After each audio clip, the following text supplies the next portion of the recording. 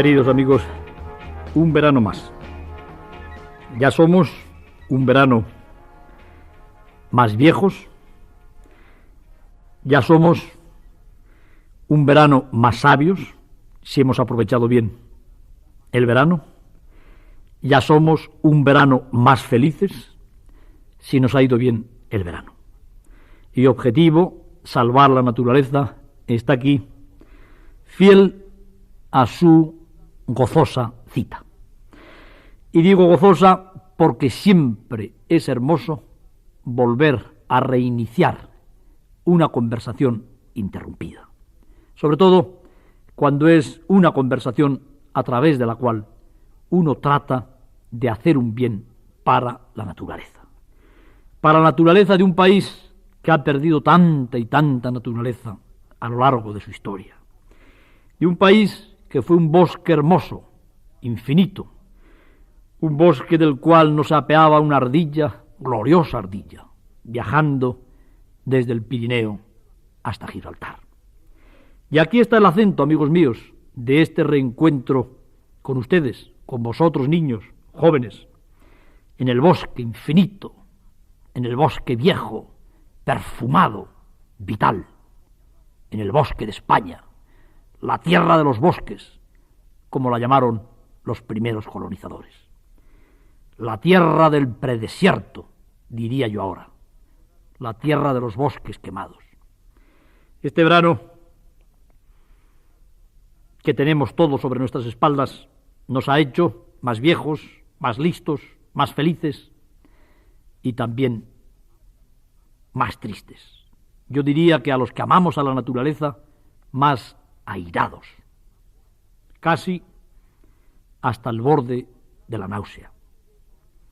Y cuando uno viene del verano lleno de intenciones felices y placenteras de reiniciar el diálogo con sus amigos los niños y los jóvenes y los amantes de la naturaleza que le escuchan desde el vehículo en el que viajan, desde el cuarto de la casa, con el transistor en el campo, y uno piensa en iniciar historias de anécdota, con sabores quizá de viajes exóticos y africanos, tiene que detenerse un momento, porque se nos está quemando España.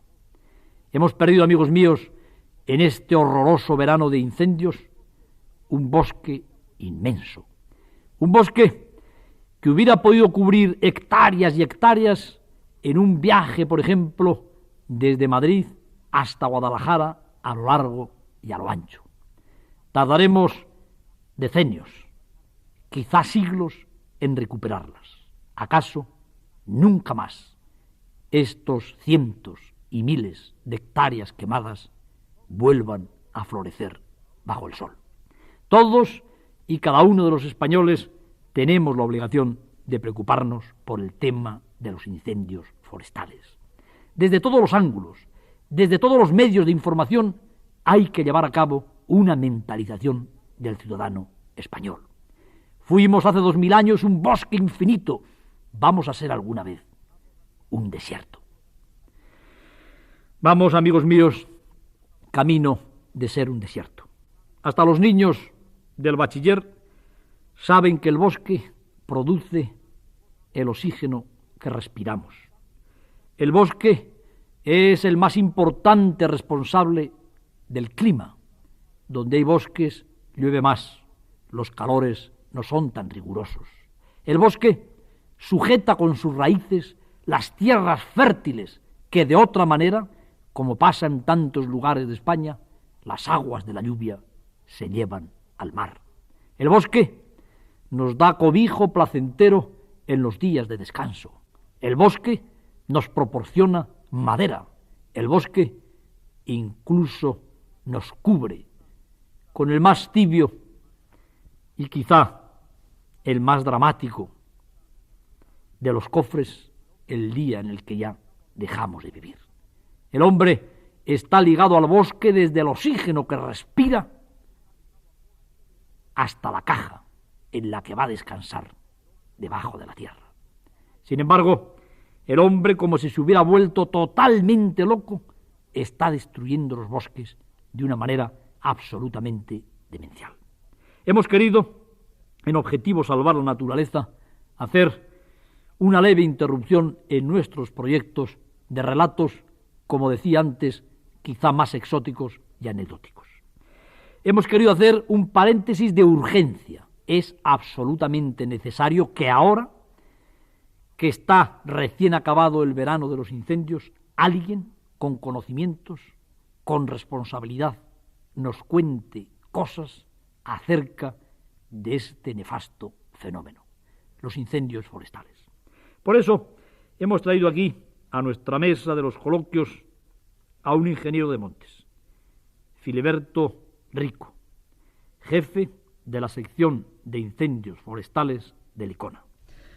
Querido Filiberto, el verano para todos cuantos amamos el bosque ha sido un verano dramático. Hemos estado leyendo constantemente en los periódicos, oyendo en la radio, viendo en la televisión los catastróficos resultados de los incendios forestales. Muchas veces la gente, entre cuya gente me incluyo, no sabe si los datos que a vuela pluma aporta el periodista generalizado o la noticia que nos viene desde una emisora regional coincide exactamente con los datos, por ejemplo, en el número de hectáreas que se han quemado este verano. Bien, sí, este año verdaderamente ha sido un año dramático. Ha sido el peor año que ha sufrido nuestro país en materia de incendios forestales. Los datos que indicas que manejan los periodistas generalmente proceden de nosotros y los manejan bien. Lo que pasa es que durante el propio desarrollo de la época del incendio, nuestra preocupación más grande es apagar el incendio. Viene después una medición del terreno que se ha quemado y una evaluación de las pérdidas. Por tanto, las primeras cifras que se dan son estimativas. Y esas estimativas muchas veces vienen ampliadas en su defecto por la falta de información que pueda haber sobre el propio terreno o por una serie de circunstancias de que hay que ir a atender a otro incendio sin necesidad o sin poder tener tiempo para poder atender aquel, para poder comprender la medición que hay allá. Pero desgraciadamente las cifras que se han dado son ciertas por la gravedad que tiene su número, su importancia. Concretamente, nuestras referencias a finales de semana era que se habían quemado 88.000 hectáreas arboladas y 112.000 desarboladas. Son 200.000 hectáreas, cifra que no se puede permitir a este país nunca perder y que nunca imaginábamos que se pudiera llegar a perder. Permíteme un momento, Filiberto, porque la cifra de 200.000 hectáreas me ha dejado verdaderamente alucinado. Es decir, un poquito menos que la provincia de Guipúzcoa entera. Exacto. Algo así como desde Madrid hasta Somosierra, que fuera un bosque completo. Sí, eso es una masa de ese orden. Si esto siguiera así durante muchos veranos, España se transformaría en un desierto. Totalmente. Si hay que tener en cuenta que nosotros tenemos 26 millones de hectáreas, y de esos 26 millones de hectáreas, arbolados están la mitad. O sea que esta cifra representa un porcentaje muy importante de la poca cubierta vegetal que tan necesaria es hoy para la sociedad y para el país.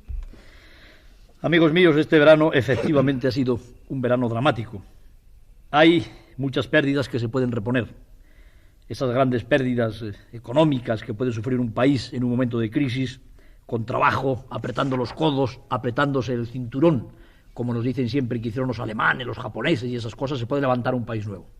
Pero cuando se queman 200.000 hectáreas de bosque, hay que esperar al menos, en el mejor de los casos, entre 50 y 100 años para reponer esas hectáreas. Bueno, por lo pronto hay que buscar la financiación para poder hacer 200.000 hectáreas, que son ya, al precio que tienen hoy las repoblaciones, unos miles de millones. Aparte de eso, buscar, montar los viveros, hacer el tiempo necesario para que esto pueda realizarse. Y después esperar que esa masa crezca. Esta masa, si pensamos en una zona como la de Castilla, pues hay que contar que ha de llevar a la edad de cortabilidad pues aproximadamente los 90, los 100 años. Si es en la zona del litoral, es mucho más corto. Ahí el punto de cortabilidad, por ejemplo, del pino pinaster en Galicia es a los 25 años. Bien, vamos a tomar una cifra media. Quiere decir que ahora vamos a arriesgar un capital que este país no puede por menos de hacerlo, porque no tiene esos recursos ni materiales ni en servicios que el monte le presta. Entonces habrá que intentar esa repoblación. Esa repoblación, en este orden de cosas, no es que solamente haya el riesgo de que el monte va a desaparecer, es que en el tiempo que está desarrollándose, si el ciudadano no es consciente de que ese monte debe de llegar a su madurez, puede cometer nuevamente imprudencias que lo hagan desaparecer. O sea que es repoblar nuevamente con un riesgo de entregarle a la sociedad un bien que sale de la sociedad, que la sociedad necesita y que la sociedad tiene que cuidar. Necesitamos aprender mucho, Filiberto. Por eso me gustaría, para que todos los que siguen este programa, los ciudadanos que han perdido esas hectáreas de bosque, se vayan enterando, pues un estudio comparativo, aunque sea a vuela pluma, de lo que hemos perdido este año en años anteriores, por qué este año ha sido peor. Me imagino que tenéis como una especie de información que de alguna manera nos permita saber cuáles son los años buenos, los malos, por qué. Cuéntanos algo en este aspecto. No, efectivamente, el problema de que haya muchos incendios en una campaña determinada, en primer lugar se debe a una serie de factores climatológicos. Si la climatología es adversa, como pasó el año pasado, pues el número de incendios decreció. Yo te he hablado de que todavía no habiendo terminado esta campaña, estamos por las 200.000 hectáreas. El año pasado, en cambio, no se quemaron más que afortunadamente 67.000, porque recordarás que fue un año en que la climatología fue muy poco propicia para el turismo. Una climatología europea. Una climatología europea, efectivamente.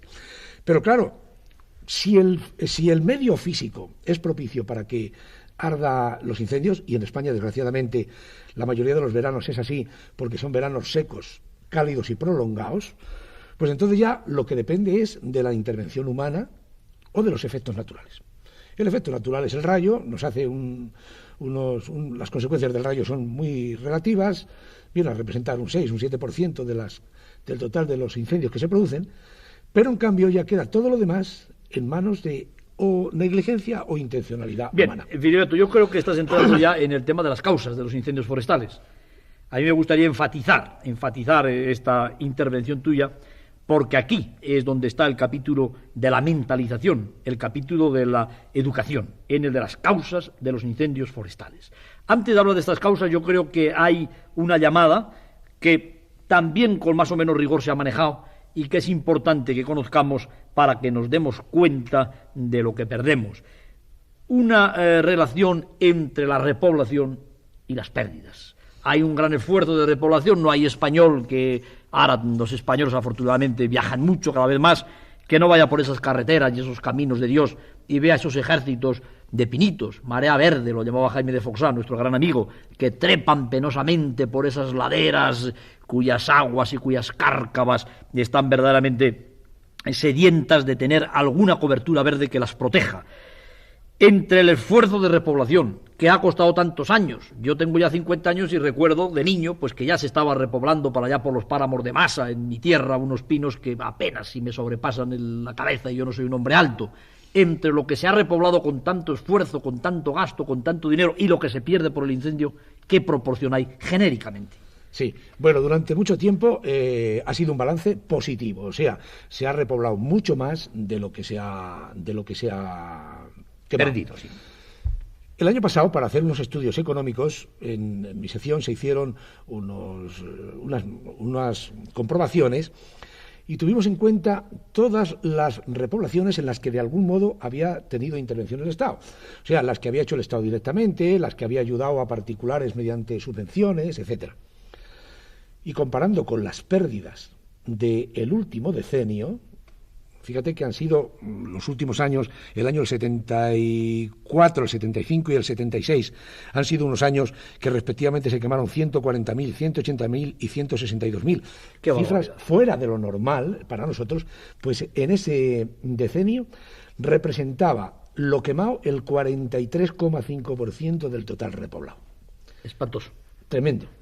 Tremendo por el esfuerzo y por la dificultad de volverlo a renovar y por el tiempo perdido, porque esto no es una cosecha que se dé cada año, es una continuidad la que requiere el desarrollo del árbol, es el mantenerse en un suelo que es muy pobre, porque en España ya no tenemos dedicado al monte más que aquel terreno que de alguna manera no puede servir para la agricultura o en cualquier caso no tiene ninguna otra utilización. y además en el tiempo en que ha estado quemado y sin repoblar, pues ha estado expuesto a la erosión, por lo cual nuestros embalses, nuestros campos, nuestros cultivos están amenazados han sufrido los efectos de esa falta de arbolado que contiene y protege el monte, el suelo. Queridos amigos, de Objetivo Salvar la Naturaleza, mirad y miren con amor a esos escuadrones, a esos ejércitos de pinos pequeños, de las llanuras, de los valles, de las laderas, y piensen que ese bosque nuevo que se afana por crecer y por nacer sobre la piel de toro hispánica, en un 45, quién sabe si el día de mañana en un 70% está condenado a desaparecer, devorado por las llamas. Pero lo dramático es que no es el bosquecillo pequeño, el bosquecillo recién puesto, el que puede tener, como cualquier niño que nace, pues determinadas posibilidades de supervivencia, el que se quema, sino que generalmente el que se quema, o muchas veces, debe ser también el bosque hecho, el bosque viejo, el bosque maderable, por lo que vemos pues en esas imágenes dramáticas de la televisión, como los bosques que se han quemado recientemente en el sur de España, en Galicia, en el Mediterráneo, en Valencia. ¿Es así? Sí, mira, el monte, el fuego puede con todo. Desgraciadamente todo lo que hay en el monte es combustible. Y entonces el fuego puede con todo. Todo depende de la violencia que tome y del tiempo que tenga para poder actuar. Un incendio normalmente se inicia con las especies más ligeras, las que están más secas, tienen menos consistencia leñosa, más superficie en contacto con el aire. Es, por ejemplo, pues la vegetación nana, la vegetación herbácea. Cuando este fuego se ha iniciado, él mismo va caldeando y quemando lo que hay contiguo y análogo alrededor. Y a medida que el caldeo progresa, entonces se van quemando especies de mayor contenido leñoso y con mayores dimensiones cada vez. Y cuando llega el momento en que el matorral ya arde de una manera sostenida, de una manera permanente, entonces ya las llamas llegan y alcanzan a las copas. Este suele ser el proceso normal de un incendio. Es decir, Filiberto, un poquito antes ya de que vayamos a analizar las causas de cómo se inicia un incendio, para yo esquematizar de alguna manera lo que me dices y para que el ciudadano que nos escucha pueda a su vez tener una idea clara, en un bosque, vamos a hablar de un pinar, pues hay unas plantas, que son los árboles, de 10, de 15 metros, de más o menos años de edad. Hay por debajo de él unos arbustos muy bonitos, que pueden ser pues madroños, que pueden ser jaras, que pueden ser, en fin, no voy a citarles, que pueden ser lentiscos, en función de la latitud que ocupe cada bosque.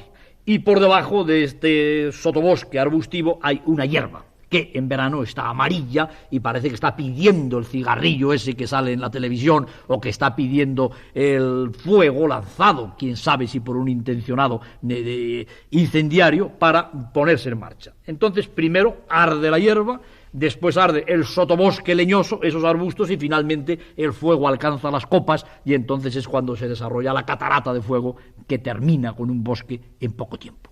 Las causas que hacen que este primer estrato, el que arde con más facilidad, esa yezca que pone en marcha el incendio del bosque, ¿cuáles son? Rigurosamente nos gustaría saber en qué proporción pueden ser causas naturales o antropógenas, es decir, determinadas por el hombre, y determinadas por el hombre en qué proporción pueden ser intencionadas o puede ser por un simple descuido. Muy bien, sí, sí. Mira, comprenderás que para nosotros nos interesa como organización el saber dónde tenemos que actuar, en qué época tenemos que actuar y sobre todo de quién tenemos que defendernos. Estas son las causas. Procuramos hacer un análisis en cada incendio para determinar cómo se ha provocado. Si ha sido un origen intencionado, si ha sido un origen negligente, a qué se ha debido, cómo se localiza eso en el tiempo, de si son vísperas de festivos, en festivos, de si es próximo a una carretera, etcétera. Todo esto lo procuramos analizar, lógicamente, para poder defendernos mejor y actuar con mayor eficacia. Tenemos unas estadísticas de las causas pues bastante completas desde el año 61. Y quitando esas causas naturales, que es el rayo, pues todo lo demás tiene actividad humana. Como causas naturales solamente se puede hablar del rayo. Pues en España sí, porque otros pueden ser los terremotos, los tifones, etcétera, y nosotros, gracias a Dios, de eso no tenemos. La incidencia, por ejemplo, de un rayo de sol sobre un cristal abandonado en el bosque o sobre un cristal natural, ¿se puede dar? Sí, se da, de hecho se da, pero no es frecuente. No es frecuente. Despreciable. No, eso es una causa muy pequeña, muy poca incidencia. Hay que pensar sobre todo en el rayo, entonces. Sí, hay que pensar en el rayo.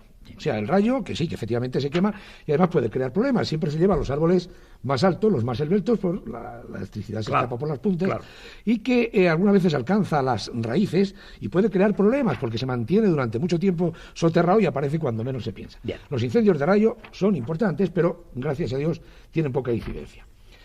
En cambio, las negligencias son abundantes. Nosotros llegamos a no conocer la tercera parte de los incendios que se producen, no llegamos a conocer cuál es la causa que lo origina. Y esto es debido pues a que se han quemado los indicios, el propio fuego ha quemado los indicios, o a que después se nos han acumulado tantos incendios que no ha habido posibilidad de aclararlo. Pero del resto, del otro 66%, la mitad son de origen negligente. Y hay que decir, ahí entra, por ejemplo, la quema de pastos por los pastores, que no lo hacen en debidas condiciones, las quemas para cultivo en fincas no forestales. Hoy el agricultor, al coste que tiene la mano de obra y los transportes, se deshace muchas veces de los residuos agrícolas por medio del fuego. El problema es que lo haga de una manera acertada y en época en que no haga daño. Quemas en fincas forestales para explotaciones forestales. Cuando se cortan los árboles, muchas veces hay que deshacerse de las leñas. Otros trabajos forestales, las hogueras que hacen para comida, luz o calor los excursionistas, generalmente gente cuidadosa, gente que sabe estar en el monte. Y luego el problema de los fumadores es importante. Dentro de las negligencias viene a suponer aproximadamente la mitad. La mitad de las negligencias es la colilla. De los fumadores, la colilla y la cerilla. De los fumadores. Pues como inciso te diré que ahora me alegro más de haber hecho en televisión ese spot contra el tabaco, porque la nicotina, aparte de arruinar entonces a la fisiología humana normal, puede arruinar también nuestros bosques. Sí, arruina. De hecho, yo también he dejado de fumar. Un motivo más. Me parece que en ese caso predicas con el ejemplo. Bueno, pues para que te des una idea, las causas estas negligentes solo tienen un tratamiento, en la educación. Hay que ir dirigido al hombre, hay que dirigirse al hombre por medio de la educación y de la propaganda para que él mentalice su conciencia y se dé cuenta de que en un momento en que él puede producir un incendio, esté suficientemente preparado para evitarlo. Y la propaganda, que en un momento determinado da una alerta para evitar que se produzca el incendio. ¿Crees, Filiberto, como jefe de la sección de incendios forestales del ICONA, que la propaganda que se hace es suficiente? Bueno, esto no lo sé yo, esto es una cosa más que me deberíais de decir vosotros.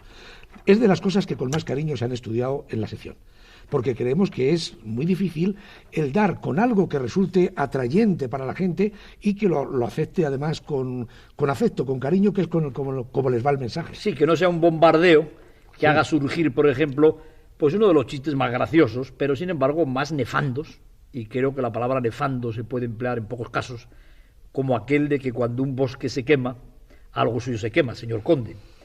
Porque claro, es que si hay algo que no sea del señor Conde, a largo plazo, es un bosque. Del señor Conde puede ser casi todo, pero un bosque, como es un ser viviente, que fácilmente puede perpetuarse durante milenios, cuando el bosque sobrevive o se ha perdido, ya el señor Conde está enterrado con su hermosa lápida y sus coronas puestas sobre sus huesos calcinados. Es decir, cuando se quema un bosque, se quema algo que pertenece absolutamente a todos y cada uno de los españoles. Se quema un elemento equilibrador del clima. Se quema un elemento que retiene las tierras, que las aguas nos llevan al mar y nos depauperan. Se desaparece un elemento que retiene a la fauna, que enriquece al paisaje. Chiste graciosísimo, pero nefando, y que me perdone desde aquí su autor. Sí. Te diré que me ha gustado mucho la descripción que has hecho de las funciones de servicio que desarrolla el monte, efectivamente. Yo te diré más. Si no hubiera entidades imperecederas como los ayuntamientos o como el Estado que mantienen montes, o capitales con muy baja rentabilidad, como es la que tiene hoy el monte, que sostienen su presencia, ¿dónde el hombre que hoy se deshace los nervios en esta vida tan inquieta que llevamos, con el ritmo tan loco, dónde encontraría sosiego, dónde encontraría tranquilidad? Nada más que en él. Luego, el señor que trabaja en la ciudad y que el domingo o el sábado se va a buscar la sombra y el descanso en la tranquilidad del monte, está utilizando un capital de otra persona que debería respetar por el hecho de que lo sostiene y a él le beneficia, para encontrar ese sosiego y esa tranquilidad que le es imprescindible. Querido Filiberto, nos hemos ido por los cerros de Úbeda, y Dios quiera que sean cerros forestados con hermosos pinos y encinas, pero estamos en las causas. Nos estabas hablando de las causas por negligencia, sí, entre las cuales el fumador tiene un 60% de culpabilidad, y no hemos abocado todavía a unas causas que yo me atrevería, si existen, a titular como el terrorismo forestal.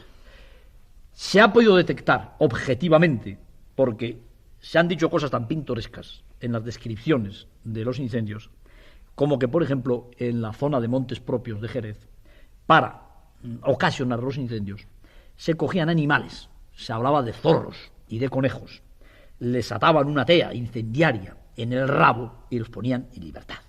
Esto es una cosa verdaderamente pintoresca. Yo no sé si habrá algún ser vivo lo suficientemente culto, primero, para saber que ya lo hicieron los celtíberos cuando soltaron aquellos famosos toros que llevaban teas encendidas en la ornamenta para sembrar el pánico en los ejércitos enemigos. Imagínate los bosques que debieron de quemar aquellos pobres toros antes de quemarse ellos. Como hicieron, por ejemplo, las huestes israelitas en la lucha contra sus opresores, soltando zorros y chacales que llevaban teas atadas al rabo. Previamente Sansón fue uno de los hombres que capturó todos aquellos zorros en un esfuerzo extraordinario cinegético para poder soltarles en una noche y quemar de todas los trigales de los enemigos. ¿Realmente es tan sofisticada la intencionalidad del incendiario español o simplemente es algo que pertenece a la anécdota periodística? Bueno, yo ese caso concreto que tú me mencionas no te lo puedo confirmar. Lo que sí te digo es que hoy hay profesionales del fuego y que dentro de esa profesionalidad, desgraciadamente, han utilizado algunas veces animales. A nosotros nos consta el caso más concreto de una perdiz a la que le ataron una mecha y la encendieron. Con lo cual, no solamente cuando la perdiz se posaba, quemaba el pasto. El calor la hacía huir y se levantaba a otro sitio donde nuevamente la mecha encendía el pasto y así sucesivamente. ¡Qué barbaridad! Eso ha sido una información que nos llegó a nosotros con bastante fidelidad para que nosotros la pudiéramos aceptar. Pero no hace falta llegar a utilizar animales. Hay, desgraciadamente, muchos sistemas de mechas cuyos recursos encontramos después. O sea, la forma de hacer un incendio, que puede ser muy sencillo porque el fuego es una de las cosas que más se maneja, se hace ya hoy de manera, por medios sofisticados, que el propio provocador intenta el estar a cubierto en el momento en que se descubre el incendio para poder tener una coartada. Estos señores que ponen unas mechas con su 1,5 metros de longitud para poder después poder estar jugando con el cabo de la Guardia Civil en el momento que se produce un incendio y entonces demuestra aquello que él no ha sido el provocador, esto desgraciadamente ha pasado. Esto sí. O sea que realmente se puede hablar de un terrorismo forestal. Sí. De manera, aquí yo diferenciaría dos cosas. Que se provocan incendios, y luego en la forma en que se provocan. Desde luego no cabe la menor duda que hay intencionalidad en muchísimos de los incendios que este año hemos padecido. Pero, Filiberto, esa intencionalidad, ¿qué futuro puede tener? ¿Qué es lo que busca el incendiario de un bosque? Porque resulta difícilmente comprensible que un ciudadano de un país desforestado, que se está transformando en pasos agigantados en un predesierto, vaya a destruir aquello que precisamente más necesitará él, porque si fuera una intencionalidad política, todo político pretende acceder al poder. Cuando llega al poder ya no tendrá bosques. Si es alguien que es una lucha de regionalista, de reivindicativa, sus hijos, sus nietos pagarán las consecuencias de ese demencial terrorismo porque destruye algo que, como decía antes, no pertenece a nuestra propia generación, sino a las generaciones venideras. ¿Habéis podido intuir dentro de este esquema de locura de los incendiarios de bosques cuáles son los, diríamos, inmediatos objetivos que pretenden con la quema del bosque? Bueno, verás, nosotros hemos hecho algunos estados de opinión, algunos estudios para conocer el estado de opinión y hemos encontrado exactamente la relación fuego-monte. Una asociación que en algunas regiones está bastante clara, generalizada. Bastante generalizada. Pero verás, nosotros cuando tratamos de averiguar si un incendio es provocado, no podemos llegar más que al convencimiento de que ha sido o no provocado. Lo que no podemos, porque no tenemos ni atribuciones, ni es nuestro cometido, el poder averiguar ya quién es el incendiario y, en segundo lugar, cuáles son las motivaciones. Esto entendemos que es una labor, no es del Ministerio de Agricultura, nosotros creemos que incide en el Ministerio del Interior. No cabe duda. Pero de todas maneras nosotros llegamos al convencimiento de que hay organización.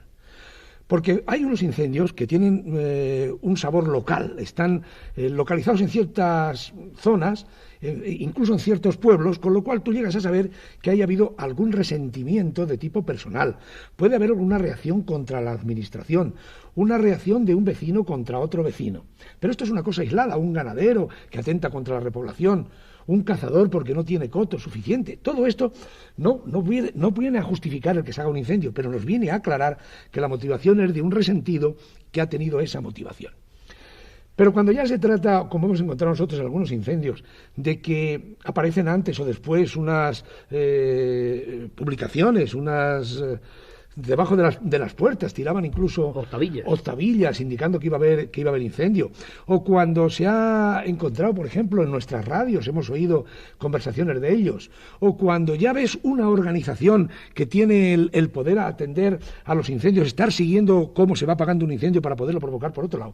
Entonces ya tienes que pensar en que no es una cosa aislada, que no es cosa de agricultores, sino que hay una mano criminal, cualquiera que sea el origen que tenga, que nos provoca el incendio. Yo, desgraciadamente, y te lo digo a título personal, no como jefe de la sección de incendios forestales de Licona, te digo que tengo el convencimiento de que esto existe, y es lo que más me asusta de mi problema en este país.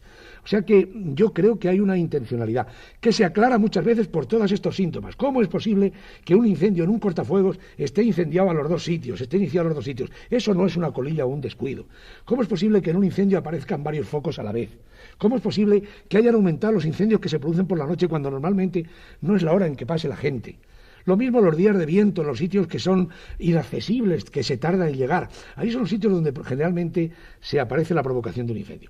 Y si piensas entonces que un provocador es un señor que tiene a su alcance, porque tiene cabeza, el momento de hacer el incendio, que es seleccionar la hora o el día, o también el monte al que va a quemar, que sabe el daño que va a hacer, a nosotros no nos cabe la menor duda de que, desgraciadamente, por los montes que se ha quemado, montes que no hemos tenido nunca conflictividad con ellos, me refiero a la administración, que se hayan podido quemar. Y el hecho todavía peor de que hoy se esté quemando mucho más de propiedad privada que de monte público. O sea, que no es el decir todo ha sido errores de la administración, sino que se trata de crear incomodidad, de crear malestar, de causar daño en una cosa tan difícil como es la reconstitución de la cubierta ecológica esta del monte. Entonces tienes que pensar que hay una organización.